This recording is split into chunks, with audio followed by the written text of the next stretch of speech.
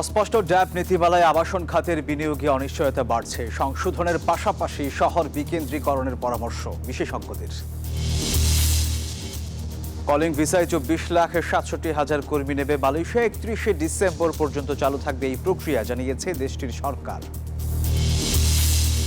এবং সিলেটের লুটের পাথর বিক্রি হয়েছে বিদেশে। অসাধু চক্রের তৎপরতা হার মানায় সিনেমাকেও। অবশেষে জেলা প্রশাসনের প্রতিবেদন জমা।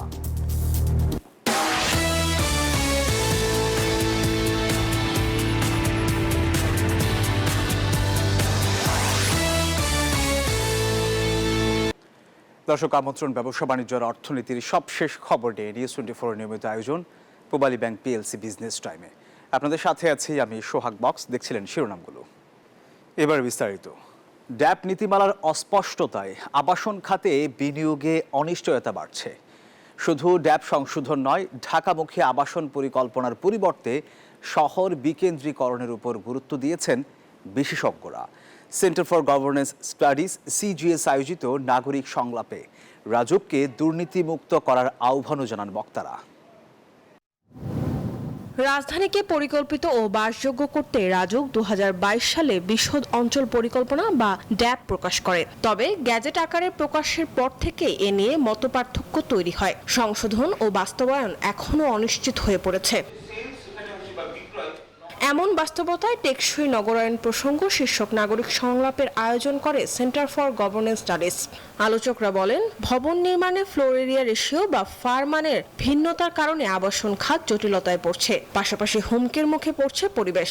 এখনো কিন্তু বাংলাদেশে যখন অর্থনৈতিক সুযোগ সৃষ্টি হয় নাই অন্যান্য শহরে, ঢাকার বাইরে, তারা ঢাকাতে থাকতে চায়। তো ঢাকাতে ওরা অ্যাফোর্ডেবল হাউজিং এ থাকতে চায় এবং একটু স্পেস চায়।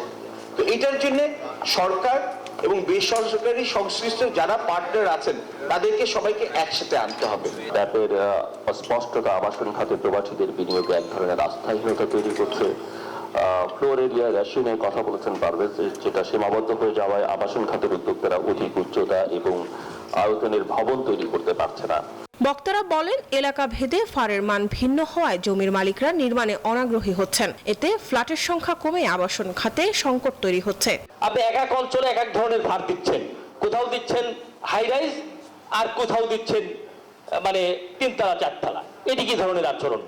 রাজনীতিবিদরা বলেন, ঢাকার অতিরিক্ত জনঘনত্বের জন্য রাজউক দায়ী। ঢাকা বাঁচাতে উপজেলা পর্যায়ে গুরুত্ব বাড়ানোর বিকল্প নেই। ডিসেন্ট্রালাইজেশন হয় নাই। ঢাকায় মানুষকে আসতে হচ্ছে, থাকতে হচ্ছে, আরবান সুবিধাগুলো এখানে নিতে হচ্ছে, চিকিৎসা, খাদ্য, চাকরি, পড়ালেখা, সবকিছু, ভিসা, সবকিছুই ঢাকায়।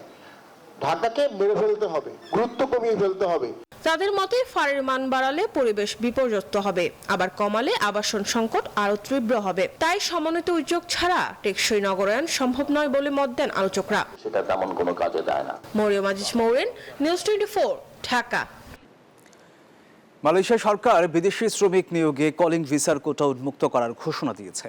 এই ভিসায় দেশটি 24.5 লাখের বেশি কর্মী নেবে এবং আগামী 31শে ডিসেম্বর পর্যন্ত এই প্রক্রিয়া চালু থাকবে বলে জানা গেছে।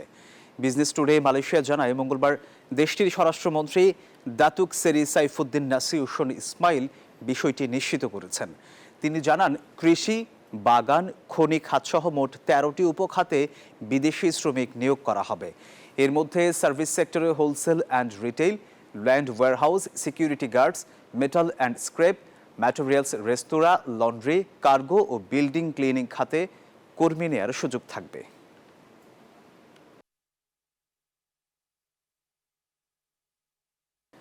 পাথর লুটেরা চক্র শুধু সিলেট নয়, নেটওয়ার্ক গড়ে তুলেছিল বিদেশেও। প্রশাসনের চোখ ফাঁকি দিয়ে সিলেটে লুটের পাথর গেছে দেশের বাইরেও। নিউজ 24-এর ক্যামেরায় ধরা পড়ে এলসির পাথর বহনকারী একটি ট্রাক, যেখানে লুকানো ছিল লুটের পাথর। কিভাবে চুরি ও পাচার হয় পাথর, দেখুন রিশাদ হাসানের রিপোর্টে। ক্যামেরায় ছিলেন মেহেদি হাসান সুমন।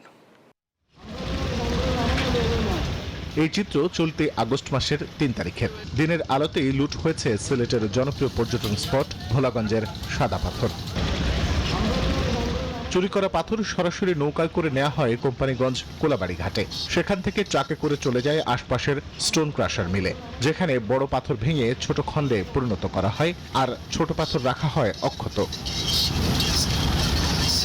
এবার প্রশাসনের চোখ ফাঁকি দিয়ে পাথর সিলেটের বাইরে নেয়ার পালা। ট্রাকের ওপরে ছড়িয়ে দেওয়া হয় এলসির বৈধ পাথর, আর তার নিচে লুকোনো লুটের সাদা পাথর। জানা যায় ভোলাগঞ্জ থেকে এয়ারপোর্ট রোড হয়ে এই পাথর সরাসরি চলে যায় ঢাকা, নারায়ণগঞ্জ, কুমিল্লা সহ দেশের বিভিন্ন স্থানে। ট্রাক চালকদের কাছে পাওয়া যায় এলসির কাগজপত্রও।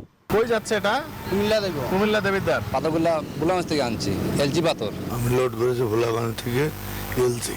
100 ভাগের মধ্যে সম্ভবত 2 থেকে 5% পাথর এইখানে আসে। অনেক পাথরগুলা নৌপথে চলে যায়। দেশের রাষ্ট্র ক্ষমতার পট পরিবর্তনের পর থেকে নজিরবিহীনভাবে বাড়তে থাকে ভোলাগঞ্জের সাদা পাথর চুরির ঘটনা। আলোচনা সমালোচনার মুখে প্রশাসনের অভিযান শুরু হয় গত 13 আগস্ট থেকে। ট্রাক আটক করছি, আমাদেরকে এসির কাগজপত্র দেখাচ্ছে, কিন্তু বাস্তবে যখন আমরা ট্রাক চেক করছি তখন দেখা যায় উপরে এসির মালামাল দেখা যাচ্ছে, নিচে হচ্ছে লোকাল পাথর ভেঙে রেখেছে। কিছু ক্রাইটেরিয়া আছে, নর্মাল ক্রাইটেরিয়া, দেখলে চোখে দেখলেই বোঝা যায় যে এটা এসির পাথর কিনা অথবা বৈধ পাথর কিনা অবৈধ পাথর কিনা, খুব সহজেই বোঝা যায়। এখন পাথর লুট চক্রের মূল হোতাদের সন্ধানে সিলেট জেলা প্রশাসন। সিলেট জেলা প্রশাসন বলছে ভোলাগঞ্জ থেকে ঠিক কি পরিমাণ সাদা পাথর লুট হয়েছে তার যেমন কোনো সঠিক তথ্য পরিসংখ্যান নেই, তেমনি তথ্য পরিসংখ্যান নেই এলসি বাণিজ্যের আড়ালে কি পরিমাণ পাথর সিলেট থেকে বেরিয়ে গেছে। রশাদ হাসান, নিউজ 24, সিলেট। দেশে প্রথমবারের মতো সেলফ চেক আউট কাউন্টার চালু করলো রিটেইল চেইন শপ স্বপ্ন, যার প্রথাগত কেনাকাটায় ক্রেতা বান্ধব ব্যতিক্রমী পদক্ষেপ বলছে প্রতিষ্ঠানটি। এই মাইল ফলকটি স্বপ্ন টিমের তৈরি করা অ্যাপ্লিকেশন এবং স্বপ্নের টেক টিমের উদ্যোগে ডিজাইন করা হয়েছে। এই প্রজেক্টে কারিগরি সহায়তা প্রদান করেছে মাস্টার কার্ড, সানমি এবং ইস্টার্ন ব্যাংক পিএলসি। বিশেষ এই সেবাটি প্রাথমিকভাবে গুলশান এক আউটলেটে উদ্বোধন করা হয়। ফুললি সিকিউর, কনভিনিয়েন্সটা খুব সিম্পল। আপনি আসবেন, একজন কনজিউমার, উনি নিজে স্ক্যান করবেন প্রোডাক্ট, উনি নিজে পে করবেন ডিজিটালি, ক্যাশলেস ভাবে, এবং চলে যাবেন। এখানে একসাথে ডিজিটাল ক্যাশকে প্রমোট করা হচ্ছে, ডিজিটালাইজেশনকে প্রমোট করা হচ্ছে, এবং কনজিউমারের রাইটকে এস্টাবলিশ করা হচ্ছে, ট্রান্সপারেন্সিকে এস্টাবলিশ করা হচ্ছে, এবং ট্রেড মডার্নাইজেশনকে হাইলাইট করা হচ্ছে। উন্নত বিশ্বে এই জিনিসটা বহু আগে ছিল, বাংলাদেশে আগে ছিল না। স্বপ্ন যে লিডারশিপ রোলটা নিয়ে এটা শুরু করলো, আসলে ওভারঅল কনজিউমারদের পক্ষ থেকে প্রথম ধন্যবাদ জানাবো আমরা স্বপ্নকে to start this bold initiative. কম মূল্যে ভালো মানের জিনিস কেনার অফার নিয়ে বসুন্ধরা সিটি শপিং মলে শুরু হয়েছে ক্লিয়ারেন্স সেল ও ফ্যাশন ফেস্ট 2025। বুধবার থেকে চলবে 3 সেপ্টেম্বর পর্যন্ত। এই ক্যাম্পেইনে অংশ নিচ্ছে দেশ সেরা ব্র্যান্ড শপগুলো। আকর্ষণীয় মূল্য ছাড়ে পণ্য কেনার সুযোগ পেয়ে খুশি ক্রেতারা। শরতের আগমনে দেশের অন্যতম কেনাকাটার ডেস্টিনেশন বসুন্ধরা সিটি শপিং মলে শুরু হয়েছে 2 সপ্তাহব্যাপী ক্লিয়ারেন্স সেল ও ফ্যাশন ফেস্ট। এই আয়োজনের উদ্বোধন করেন বসুন্ধরা সিটি ডেভেলপমেন্ট লিমিটেডের ডেপুটি ম্যানেজিং ডিরেক্টর ক্যাপ্টেন অবসরপ্রাপ্ত Sheikh Ehsan Reza. Bashundhara city shopping mall আবারও আয়োজন করেছে ক্লিয়ারেন্স সেলস ও ফ্যাশন ফেস্ট 2025, যেখানে থাকছে আমাদের দেশীয় বিদেশীয় ব্র্যান্ডের নানা রকম নতুন ফ্যাশন ট্রেন্ডের যা প্রদর্শিত হবে এই উৎসবে।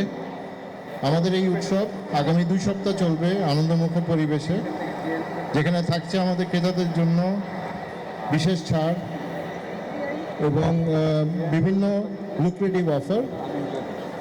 এই উৎসবকে আরও আনন্দময় করে তোলার জন্য থাকছে ফ্যাশন শো এবং ফ্ল্যাশ মবের আয়োজন। উদ্বোধনী অনুষ্ঠানে ছিল নতুন নতুন কালেকশনের ফ্যাশন শো, প্রাণবন্ত ফ্ল্যাশ মব সহ নানা আয়োজন। 2 সপ্তাহব্যাপী এই ক্লিয়ারেন্স সেল ও ফ্যাশন ফেস্টে ইনফিনিটি, মেন্সওয়ার্ল্ড, ফ্রিল্যান্ড সহ বিভিন্ন ব্র্যান্ড সবগুলো অংশ নিচ্ছে। এমন আয়োজনে অংশ নিতে পেরে খুশি বিক্রেতারা। অবশ্যই আমাদের খুব ভালো লাগতেছে, ভালো লাগা কাজও করতেছে যে এত বড় একটা ফেস্টিভ্যালে আমরা অংশগ্রহণ করতে পেরেছি। প্রত্যেকটা আউটলেটে যে কয়েকটা ব্র্যান্ড এখানে পার্টিসিপেন্ট করেছে, ওনাদের যত পার্সেন্ট ডিসকাউন্ট হোক, আমাদের ইরানি বোরকা বাজার থেকে অল প্রোডাক্টে আপনার 20% অফ দিচ্ছে। এবারই প্রথমবার বসুন্ধরার এই ক্লিয়ারেন্স সেল প্রোগ্রামটাতে অংশগ্রহণ করেছি। আমরা আমাদের যে টার্গেট মার্কেটটাকে রিচ করি তাদের জন্যই গিয়ে আমরা প্রায় 3 টাইপের ইনস্ট্যান্ট রিওয়ার্ড ডিসকাউন্ট নিয়ে এসেছি। বিশেষ ছাড়ে দামি দামি পণ্য কিনতে পেরে খুশি ক্রেতারাও। কস্টলি হয়ে যায় অনেকের জন্য, বাজেটের মধ্যে আসে না, এখন এই সুযোগে সবাই সেটা কিনতে পারবে। র্যাম্প শো দেখলাম একটু আগে, এরকম হলে সবাই অন্তত জানতে পারবে যে এরকম 50% ডিসকাউন্ট, মানে দাম কমালে অনেকেরই আগ্রহ আসে, তো অবশ্যই ভালো লেগেছে। এনজয়েবল, খুবই এনজয়েবল একটা আছে পরিবেশ। ক্রেতার ভালো সাড়া পেলে ভবিষ্যতেও এমন আয়োজন করা হবে বলেও জানিয়েছেন বসুন্ধরা সিটি শপিং মল কর্তৃপক্ষ। তাওহিদুল ইসলাম, নিউজ 24, ঢাকা।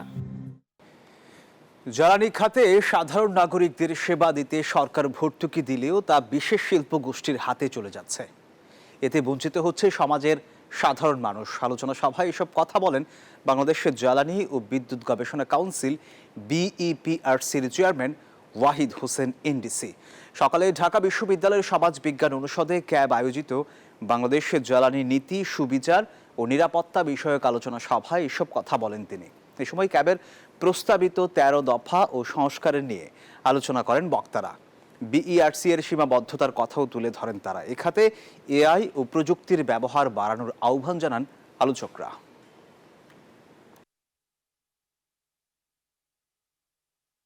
এখনো কম বেশি জনগণের সম্পদ ভর্তুকি মূল্যে উঠিয়ে দিচ্ছি কিছু বড় লোকের কাছে, অথবা যারা এটাকে ম্যানিপুলেট করতে পারেন তাদের কাছে। তো এই সমস্যাটার দূর এখনো হয়নি। এই যে লুণ্ঠন ভিত্তিক জ্বালানি নীতি যেটা চলছে, সেটার একটা পার্ট কিন্তু এটাও বটে যে সূচকের পতনে লেনদেন শেষ হয়েছে ঢাকা ও চট্টগ্রামের পুঁজিবাজারে। পাশাপাশি এদিন উভয় বাজারে আগের কার্যদিবসের চেয়ে লেনদেনও কমেছে। বুধবার সপ্তাহের চতুর্থ কার্যদিবস শেষে ডিএসইতে সবকটি সূচকের মান কমেছে। প্রধান সূচক DACX 31 পয়েন্ট কমে অবস্থান নেয় 5397 পয়েন্টে।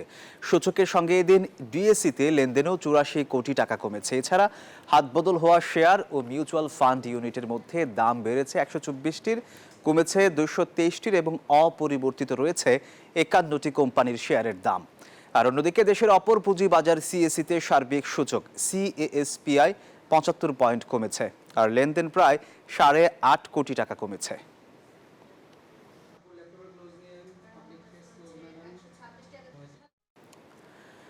ইস্পাত ও অ্যালুমিনিয়ামের উপর আমদানি শুল্ক বাড়িয়েছে যুক্তরাষ্ট্রের বাণিজ্য বিভাগ।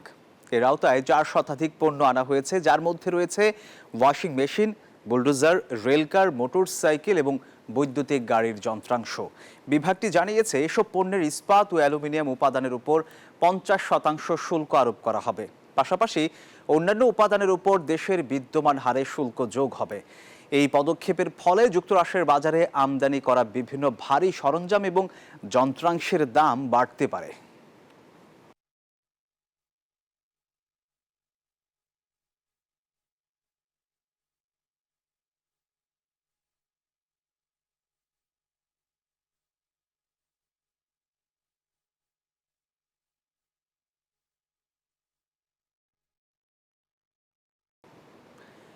দর্শক, এই ছিল পূবালী ব্যাংক PLC বিজনেস টাইমে। এতক্ষণ সাথে থাকার জন্য ধন্যবাদ সবাইকে।